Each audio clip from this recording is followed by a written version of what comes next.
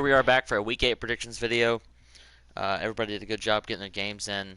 We have a few people that are starting to have issues with scheduling. I've already spoken to them. Guys, you really need to do a better effort of reaching out to your opponents and making sure you schedule the game. Myself and other commissioners shouldn't have to be calling people, messaging people 4 or 5 times and things like that. So if you're not going to schedule your games, we're going to find users who will in the future. That being said, I'm just going to do a predictions video by myself real fast. If anyone is interested in joining these in the future, make sure you have a microphone and you get in touch with me or one of the other commissioners, and we'll make that happen. If you're having issues with people that you think they're cheating or not following rules correctly, and let one of the commissioners know as well.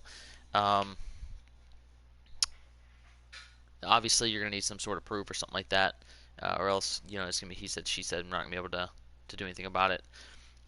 If games are supposed to be streamed, that should be all divisional games and games of the week. Make sure that you're doing that, please. That's going to be about it. We're going to go over some stuff and get into this. Should be interesting. I may take a quick look at the standings for the first time. We'll see. We'll see about that. Anyway, let's look at the players of the week. NFC Offensive Player of the Week was DJ Chark. He almost caught a touchdown every time he touched the ball. He had 7 catches, 378 yards, and 5 receiving touchdowns. He doesn't have great change of direction, so it's got to be streaks all game, is what I'm thinking.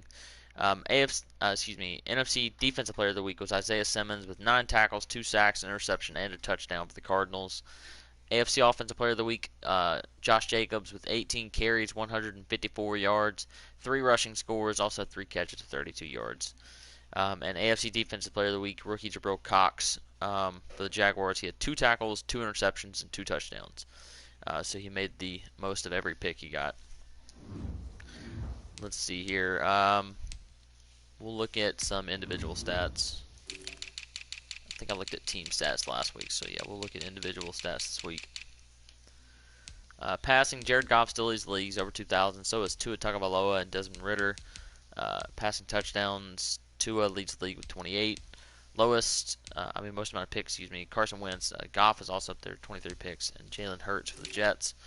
Puka Williams leads the league. He's over first running back over 1,000 yards, followed by Derrick Henry and Nick Chubb. Henry leads the league in touchdowns, followed by Puka Williams. Most fumbles on the year is by Jordan Love, the quarterback of the Jaguars. Receiving, John Ross and Van Jefferson still leading the way. Michael Thomas has snuck his way all the way up to third, and rookie Charleston Rambo for the Bills. Touchdowns wise, John Ross, Van Jefferson, DJ Chark, Tamiri Terry for the Jets. For the Packers. Also another great rookie. Let's see here. Longest reception of the year, Michael Thomas had a 91-yarder. Blocking wise, 3 people have not given up a sack this year. It's Jason Kelsey, DJ Fluker, and Quentin Nelson. The most sacks given up by Laramie Tunsil, Brandon Linder, and Jake Matthews. These 2 very surprising because high overall players. Defensively, Fred Warner and Deion Jones each have 56 tackles, leads the league. Miles Jack and Patrick Queen with 54 each. Tackles for loss, 10 by Deion Jones and Corey Littleton. Sacks, 7 by Cameron Jordan, leads the league. Montez Sweat at 6.5. Interceptions, Sean Wade with 10 here. Jalen Mills and Kendall Fuller each have 6, so they're putting up good numbers. A whole bunch of people with 5 there.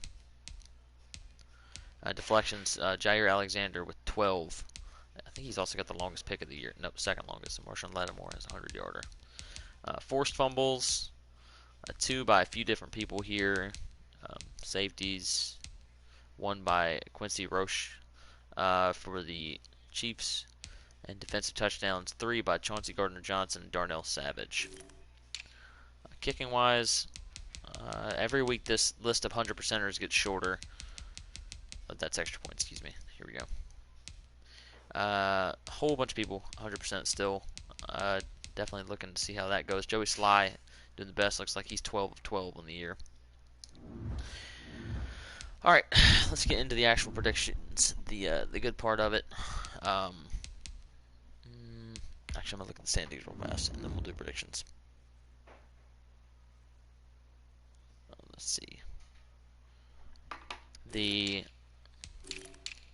AFC North, Ravens and Bengals each tied at 5 and 2.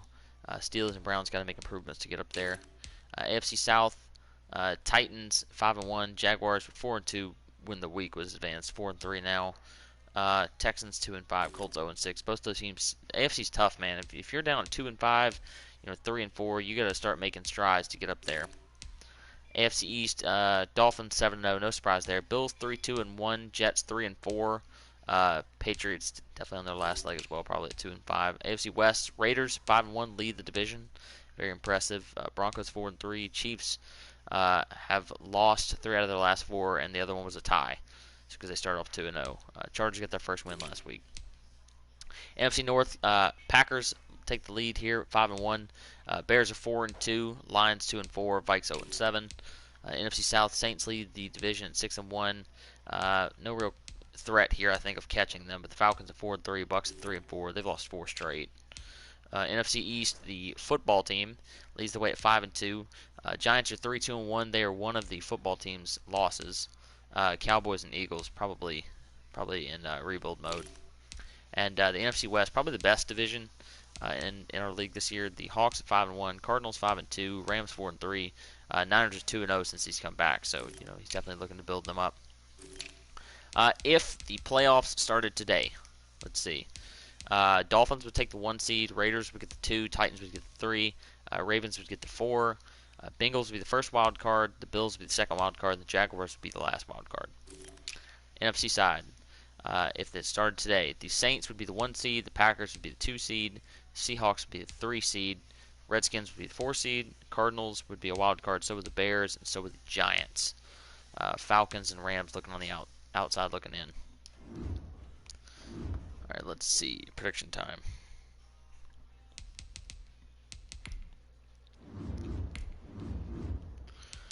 Trying to see how many games have been played here. Only one. Let's look at it. The Jets have a very impressive win here, won 33-21 over the Jaguars. Jags usually not a team that turns the ball over very often. Had 6 of them. It kind of cost them the game. They didn't do a terrible job on defense. Only gave up 250 yards, only 95 passing, 7 first downs, 2 third down conversions. But the Jets did an extremely good job with forcing turnovers.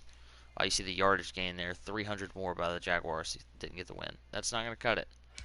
Absolutely not going to cut it. Player stats wise, Jordan Love had 303 touchdowns, 5 picks. Hurts threw for 95 on a touchdown. Matt Breida and Kareem Hunt both had a good day. 15 to 16-ish carries, 100 plus yards, 2 touchdowns for Breida there. Receiving wise, Ingram led everyone with 115. Sutton had 3 for 82 and a touchdown. Jalen Waddle had 2 touchdowns as well. Let's see, defensively, 8 from Jabril Cox and Xavier McKinney. 2 picks each from Ashton Davis and Emmanuel Mosley. C.J. Mosley also had a pick, so lots of picks there. Not going to cut it. Who had the big forced fumble at the end of the game? Xavier McKinney as well. Alabama products, they always hit hard, man. And pick 6 for Emmanuel Mosley. Okay. Let's see here. Alright, pulling up my phone. Daddy Leagues is updated. So everybody shouldn't be having issues with that. Been lots of trading this year, a lot more than last season, so that's exciting. Seeing these people move around on teams. Guys, also on that note, don't be backing out of trades and double trading and stuff like that. If you want to back out of a trade, that's fine. That happens in real life all the time. But don't be double trading, double dealing, like working with 2 different people at the same time and things like that. It's just not cool. Raiders 5-1 playing the 1-6 Cowboys. If the Cowboys can just stop turning the ball over, they'll beat teams. Raiders, very one-dimensional. They like to throw the ball at Henry Ruggs and run the ball with Josh Jacobs. That's their entire offense, those 2 players. Cowboys turned it over a lot. Raiders capitalized on turnovers, so I'll take the Raiders to win this game and keep the division. Dolphins are 7-0, playing the 3-2-1 Bills. We know that Drop is a good user. He always plays Savon tightly. Last year they had probably the best game I've seen all this Madden. I think Savon won like 50-49 or something like that. It was something stupid. I'm going to take the Dolphins to win this game. Just playing really, really good football right now on both sides of the ball. One of our games of the week, the 3-2-1 Giants playing the 5-1 Packers. Giants were my upset pick of the week, back-to-back weeks, and he won both games. So he definitely is flying high right now, playing very good football, throwing the ball and running the ball very well. But this is his toughest test of probably the season, playing Dean here. Dean has got his team rolling exactly how he wants it. He has a lot of big, huge, tall receivers that are hard to cover. And if I remember correctly, both the Giants' starting cornerbacks are pretty short.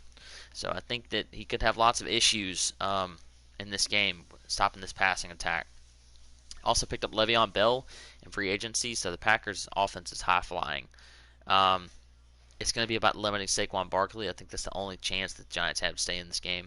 I'm going to take the Packers to win, though. I'm going to pick against E-Fly. I'm going to take the Packers to win this game.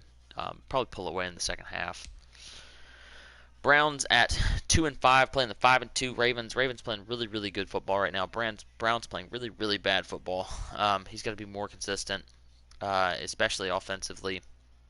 He's traded for some weapons, some pieces, so hopefully he can get them involved in his game plan here. But I'm gonna take the Ravens and Lamar Jackson to get the win. Panthers are 2-4, playing the 4-3 Falcons. Panthers playing good football, man. He plays people tough. I think that he's gonna give Falcons a run for his money if this game gets played, man. Hopefully it does. I'll take the Panthers and win this game on the road. Bears at Steelers. Steelers have been playing better. He beat the Vikings last week, and he beat the Colts the week before, so he's on a 2-game win streak, I believe. Chicago's having QB issues, but for the most part, he's playing really good. His defense got to improve a little bit, but his rookies on offense are making plays. So I'll take the Bears to win this game. Vikings and Lions. Vikings 0-7. Lions are 2-4. Peso needs this game. He needs this bad. He needs to get back on track, a win. NFC, at 3-4, 4-3, he's still very, very much in the playoff race. So he needs this win to get himself back in there. Not playing good football the last couple weeks. Dalvin Cook's going to run the ball. He's going to run the ball hard, and if Peso doesn't get things rolling on offense, he's going to lose this game. So this could be a really close game, but I'll take the Lions to get the win. Eagles at Chargers. Eagles are 0-6. Chargers are 1-4-1. Both these teams need a win just for momentum's sake at this point. So I think that this could be a good game. The thing that is going to hurt here is the Chargers are a good defensive user, and the Eagles are a very bad offensive user with turnovers. So I expect the Chargers to win the game just because of that. He may only score 28 points and have 21 of them off turnovers or something. Cardinals at Rams. Cardinals are 5-2. Rams 4-3. Big, huge divisional game here for both these teams. I haven't really seen this new Rams user, so I don't know how he's going to play, but he's got a tough test this week. Rob can really play. He plays people tough. He puts up a good fight. So I'm going to take the Cardinals to win this game on the road here. Chiefs at Broncos. Chiefs are 2-3-1. Broncos 4-3. Both these teams need to get a win. Get things rolling back in the right direction. J. Will plays really good. He runs the ball a lot with Puka Williams, who is just stupid fast. So I'm going to take the Broncos to win this game. Leave this one for last. Next we have Titans and Colts. Old rivalry here. The Titans 5-1 playing the 0-6 Colts. This one will not be pretty. Touche likes to control the ball, so the score will not be as ugly as it could. I think if he runs the ball, he's going to have a chance to stay in the game for maybe a half. He's got to get success, and more importantly, he's got to get Jonathan Taylor involved in the game. I know he likes Philip Lindsay. Lindsay's fast, I get it. But Taylor is just sitting there, and he's getting like 3 carries a game and stuff like that, and you got to get him more involved in the offense. Give me the Titans big in this game, though. Saints and Seahawks, definitely the best game of the week, I would say. The Saints are 6-1, Hawks 5-1. Hawks had an embarrassing loss last week to the they were currently 1-4 49ers, and like his first game or second game back. So he definitely needs to get things rolling back in the right direction. Saints is 6-1. He's playing better than he has earlier in the year, I think, at least, especially offensively. Michael Thomas is a monster, and he's really been getting him the football a lot. I expect the Saints to win this game on the road. It'll be close for halftime, maybe 3 quarters, stuff like that. Hawks likes to control the football, so we'll see what happens. But give me the Saints here. That's going to do it for the predictions video. Everybody make sure that you're playing your games are supposed to be played. Streaming games are supposed to be streamed. And everybody have a good day.